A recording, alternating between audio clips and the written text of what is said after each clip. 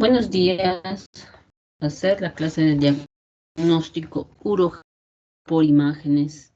Ya, entonces vamos a adelantar la clase. Quiero unas horitas porque tengo pacientes ahora. Ya, entonces vamos a hablar, como ya hemos dicho, de diagnóstico urogenital por imágenes, que son importantes para diferenciar o identificar la morfología y la fisiología.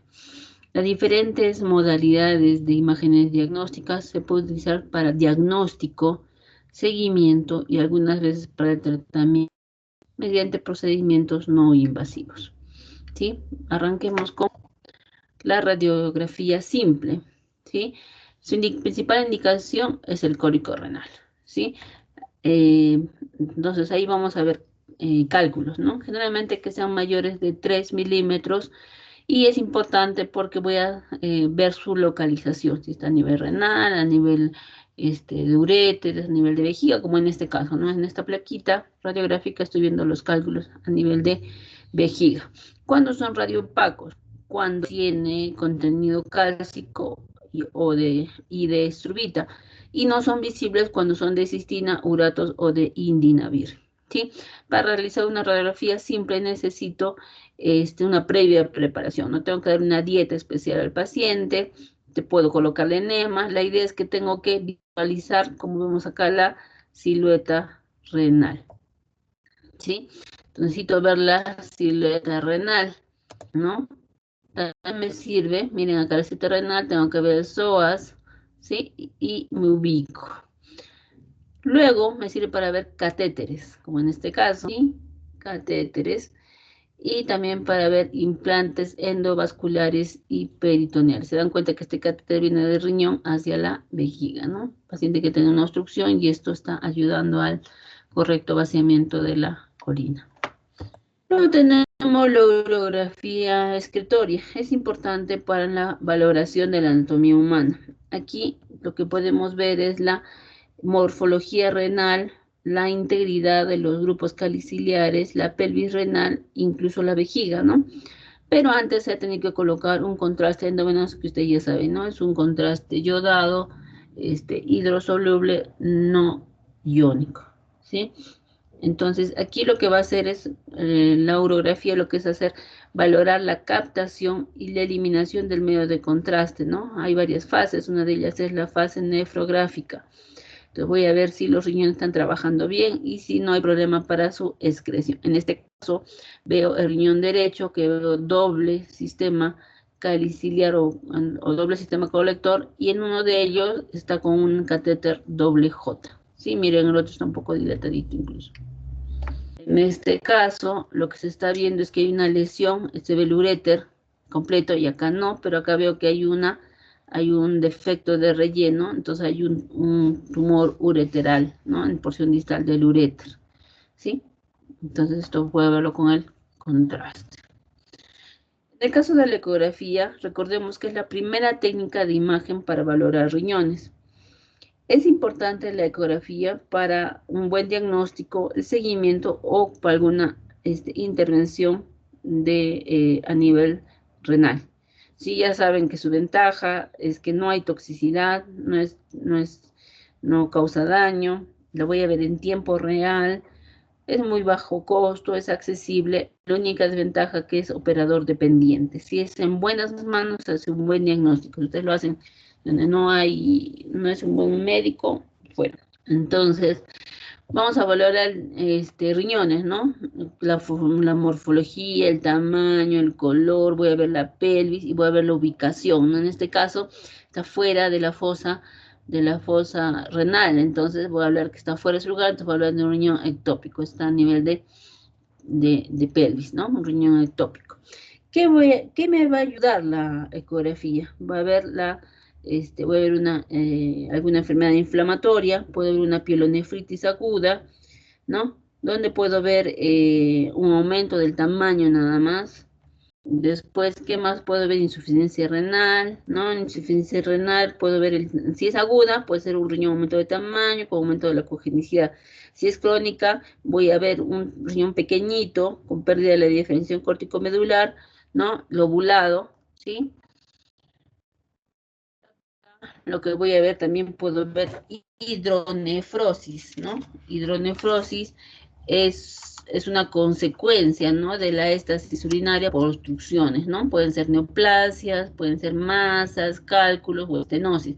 En este caso es una hidronefrosis o una o una ectasia, pelviectasia o una ectasia renal, ¿no es cierto? Donde solamente veo a nivel de, miren, el seno debería estar todo blanco y aquí estoy viendo como unos deditos de oso, ¿sí? Esto va aumentando, ya se afectan más los cálices, ¿sí? Pero la cortical está conservada, es una moderada, ¿no es cierto? Una hidronefrosis moderada o pelvicalictasia moderada. Si esto avanza, miren, ya la cortical se adelgaza, los patas de oso ya son más evidentes, ¿no? Hay una gran dilatación, no solamente de la pelvis, sino de los cálices, y la corteza, como ya dijimos, se ha adelgazado, entonces es una hidronefrosis severa. En el caso de neoplasias, tengo que diferenciarlo con un quiste renal. Un quiste renal, ya sabemos que son imágenes o ideas bien definidas, con contenido anecogénico, si es que es el globito de agua, porque pueden ser otro tipo, y ahí tengo que entrar a la clasificación Bosnian, pero no por ecografía, sino por tomografía con contraste.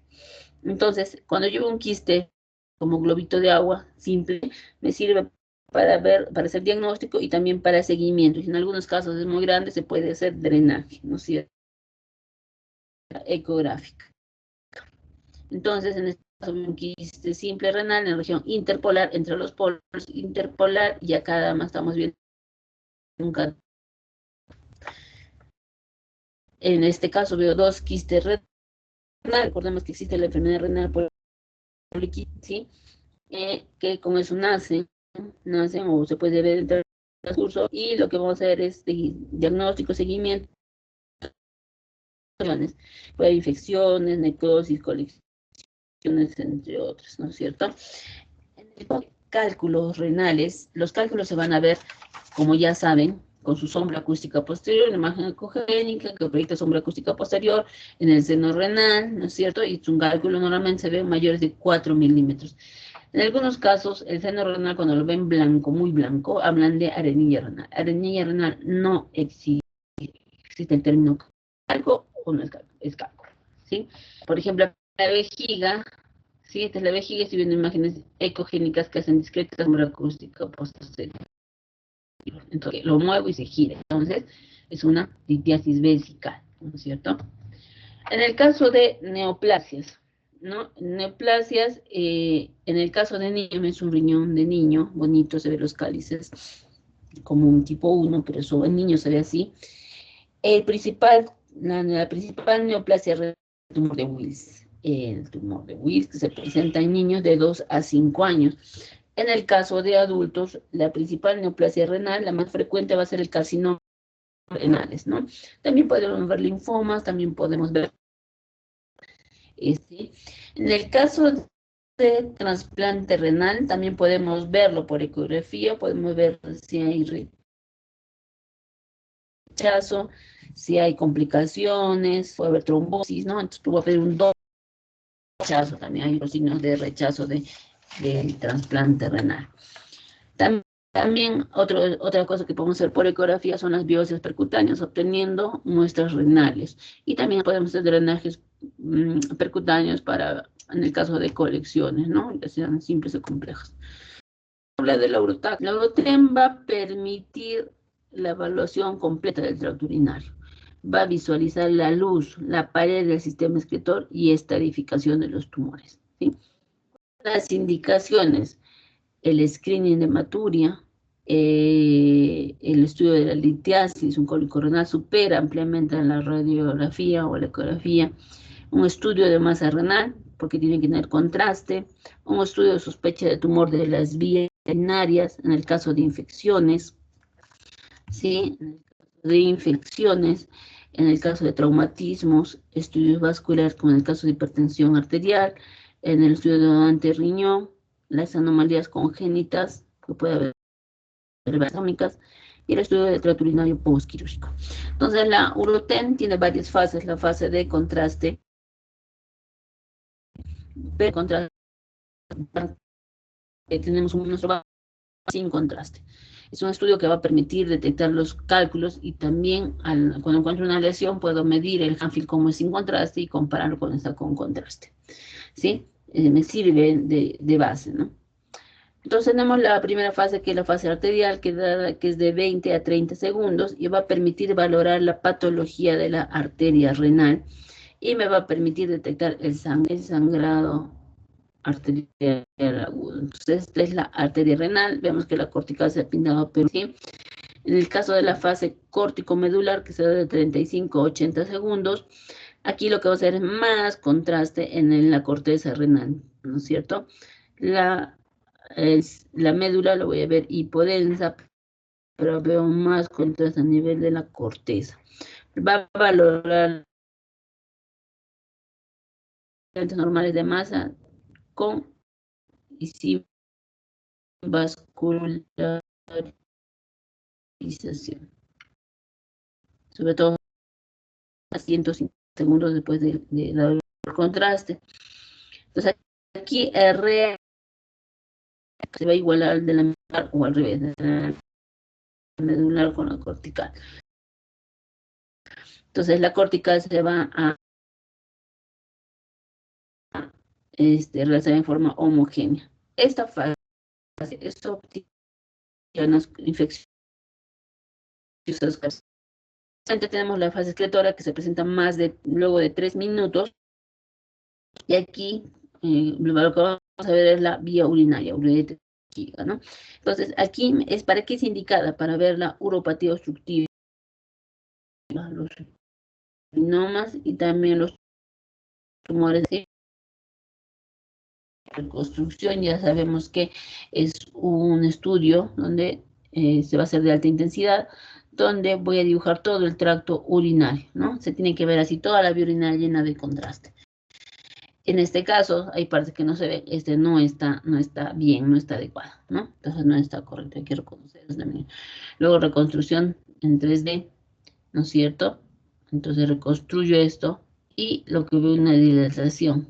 Y es una dilatación de un vasito, es un aneurisma, ¿no es cierto? Cabe mencionar que ya hemos hablado de los quistes renales y entonces es importante hablar de la clasificación Bosnia. Entonces, ya hemos dicho que la tomografía permite valorar la presencia de lesiones expansivas y lo más frecuente de estas lesiones expansivas son los quistes. Entonces, al encontrar un quiste tengo que quiste bueno o es con sospecha, o sea, tengo que ver sus contornos, el contorno del quiste, el contenido y si realza. Entonces tengo que definir si son benignos o si tienen algún riesgo de malignidad. Esto no puedo en ecografía porque por ecografía no se ve el contraste. Entonces tengo que utilizarlo en tomografía, incluso en resonancia puedo verlo. Como vemos acá, son 4 tipos, pero la 2 tiene una subvariante, la 2F. El tipo 1 es como un globo de agua, ¿no? Es una formación quística, que tiene densidad de agua, bien delimitada, tiene una pared fina, no hay tabiques, no hay calcificaciones, ¿no es cierto? No hay el riesgo de malignidad es bien bajo, menos del 1%, no necesita nada, solamente nada, ni seguimiento. En el caso del tipo 2, como vemos acá, son quistes benignos, tienen paredes delgadas, puede tener algún tabique, ¿sí? Tú le pones el contraste y no realza. No realza, entonces el riesgo de malignidad es menos del 3%, tampoco requiere nada. Pero luego pasemos a los 2, pero algo de sospecha. La mayoría son benignos, pero tienen mayores septos, puede tener la pared algo engrosada, irregular, ¿no? Tú le pones el contraste, tampoco contrasta, no real. Su riesgo de malignidad es bien bajo, del 5 al 10%, pero en este caso sí necesita seguimiento, es como un 3 de los tirras, de los birras, ¿no? Necesita seguimiento de 6 a 12 meses, ¿sí? Y luego tengo el Bosniak 3, ya son quistes complicados, ya tiene muchos tabiques, es multiloculado, las paredes son gruesas, puede tener calcificaciones, tabiques irregulares y gruesos, contenido heterogéneo. Tú le pones el contraste y capta, ¿no? Ya captó. Entonces ya tiene un riesgo de malignidad de 40-60%. Así sea 3, la indicación es quirúrgico, ¿sí? En el tipo 4 ya es totalmente cáncer. tiene un componente sólido, ¿no? Dentro de márgenes irregulares, ¿no? Los tabiquis tienen capta al contraste y tiene un rigor del 80%. Obvio que requiere cirugía, ¿sí? Luego tenemos la angiografía, ¿no? Que es un estudio radiológico que es guiado por intervencionismo vascular. Se pone en la guía puede ser por vía femoral. Está indicado en está indicado en tromboembolismo renal, porque se puede hacer tratamiento con trombolíticos. Podemos ver estenosis de las arterias renales, ¿no? Para eso pedimos la angiografía, pero además, no solo diagnóstico, sino que también se puede tratar. Se dilata con balones de angioplastia. En este caso veo una angiografía renal y también de la aorta, un aortograma. Miren, acá hay una zona de estenosis a nivel de ilíaco. La medicina nuclear. Recordemos que la medicina nuclear utiliza rayos gamma, utiliza un fármaco con actividad radioactiva que deben ser depurados por riñones. ¿Para qué es importante? Para evaluar la perfusión renal, la filtración glomerular y también determinar el tracto de salida de la vía urinaria. Entonces tengo que ver integridad también del parénquima. ¿Cuáles son las indicaciones? Me sirve para ver la función renal. Entonces aquí utilizamos fármacos, ¿no? Como la dietilén, triamino, pentacético y la mercaptoacetiltriglicina. Ambos son excretados por vía renal, uno por filtración y el otro por secreción tubular. Ambos lo que van a evaluar es la fase angiográfica o el flujo sanguíneo renal relativo. Además la función y la excreción. ¿Sí? Luego tengo para ver lo que es la medición fragmentada de la función renal. Es importante conocer la contribución de cada riñón en la función renal, sobre todo en pacientes que vamos a hacer, le voy a quitar un riñón, una nefrostomía. Luego está indicado en pacientes con lesiones renales a repetición. ¿Para qué? Para ver la presencia de cicatrices, sobre todo en niños que hacen reflujo vésico-ureteral o que hacen ictus a repetición o personas que hacen ictus a repetición. Lo que yo quiero ver es el daño que hay, ¿no es cierto? ¿Qué porcentaje hay? También me sirve para diferenciar pielonefritis agudas de crónicas o evidenciar áreas de infarto postraumático. Luego está indicado para la valoración de los trasplantes de renales, sobre todo en la visualización del injerto renal. Entonces, si hay una zona hipovascular o áreas hipocaptantes, se dice que hay infarto. Si hay una pobre perfusión con pobre función excretoria, hay rechazo de trasplante. Si hay buena perfusión, pero con función excretoria deteriorada, hay necrosis tubular aguda. Luego, hay la indicación también para la gamografía renal de filtración con estímulo con la furosemida. Aquí se va a determinar una curva renográfica sugestiva de obstrucción y esta puede ser anatómica o funcional. Luego tengo la cisto-uretrografía isotópica.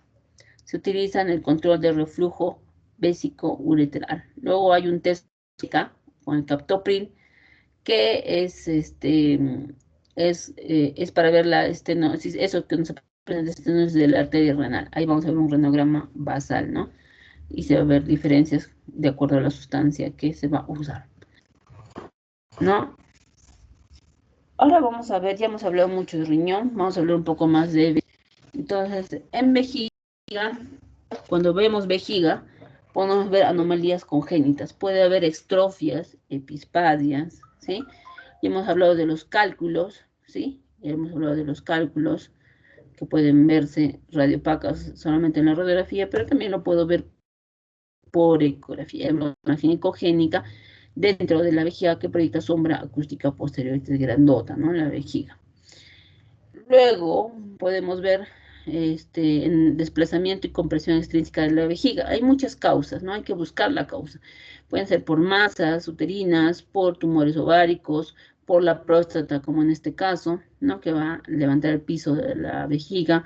El embarazo también va a comprimir los ganglios perivesicales o el impacto fecal, ¿no? Luego podemos ver lo que son las lesiones inflamatorias, ¿no? Por ejemplo, esta es una cistitis enfisematosa. Ven estas imágenes ecogénicas con sombra sucia, como cola de cometa. Esto es aire alrededor de la pared. Entonces, una cistitis enfisematosa que da en los diabéticos, ¿no? Por una infección. ¿Sí? Así se acuerdan de la colestitis enfisematosa igualito en la vejiga. ¿Sí? También puede haber la cistitis crónica, vamos a ver una vejiga chiquita, redondita, y no puede llenar más el paciente, ¿no? En el caso de traumas, también podemos pedir una radiografía, ¿no? Generalmente se presenta cuando hay fracturas de la pelvis, una fractura adyacente que ha roto la vejiga. ¿Cómo lo vamos a diagnosticar? Con una cistografía, en este caso retrógrada, ¿no? Y hay extravasación del contraste a la cavidad peritoneal. Otro estudio que también me puede ayudar es la tomografía, pero recuerden que siempre con contraste. Miren cómo se ha extravasado el contraste. Hay otro que es la disfunción neuromuscular, ¿no? Pero son estudios urodinámicos, ¿no? Acá nos puede ayudar un poco la urografía intravenosa.